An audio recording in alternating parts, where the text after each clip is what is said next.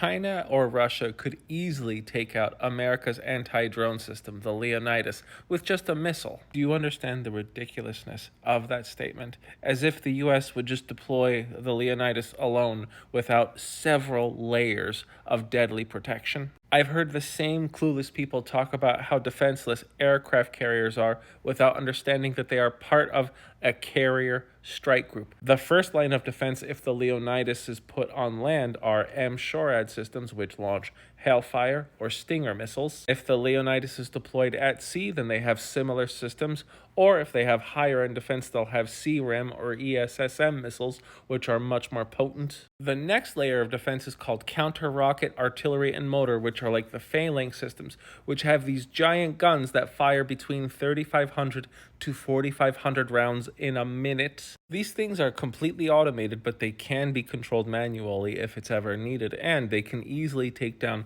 artillery, shells, any types of missiles that are approaching the Leonidas. The next layer of defense are the medium to long-range anti-missile systems, like the Patriot PAC-3. These are the same systems being used in Ukraine against the Russian onslaught, and so far they have an overall 95% intercept rate. So the PAC-3s will take out any high-speed, high-altitude projectiles coming towards the Leonidas system. And that Patriot system is also coupled with the Norwegian anti-surface-to-air missile systems. Those Norwegian bad boys, called the NASAMS, those will take out the mid-range aircraft and missile systems that the Patriot system doesn't get to. And after that layer, if we are still just on land, we have the Bradleys and the Abrams tanks that will take out any other mechanized division, or of course any infantry or any other raiding parties that want to physically attack the Leonidas systems. And then of course comes our own electronic warfare layer of defense, like the Crew Duke systems. The Crew Duke systems on their own can take out enemy UAVs, also known as drones. They jam enemy targeting radars, but they also do the same thing with incoming missile guidance systems. Pretty much these are just giant electronic warfare boxes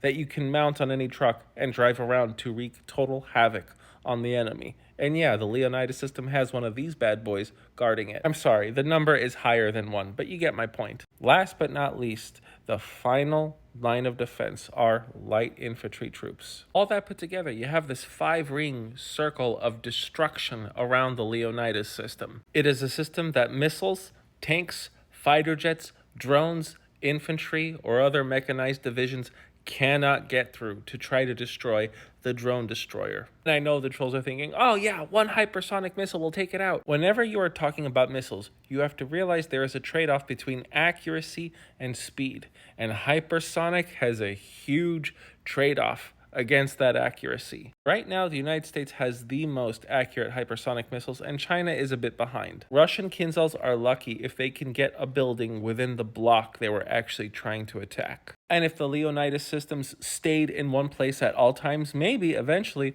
a hypersonic missile could take it out. But guess what? These bad boys are mobile, so as soon as they do their work, they start moving quickly. It becomes exponentially more difficult for a hypersonic missile to hit a moving target. This means that China, Russia, and Iran, for now, have no ace in the hole against the Leonidas system. It means they're screwed if they think they can rely on supremacy through drone production alone, and hypersonic missiles for that matter. I am the Geo Hussar, and the actual King Leonidas, I think, could have beaten up Alexander the Great in a fight. Thanks for watching.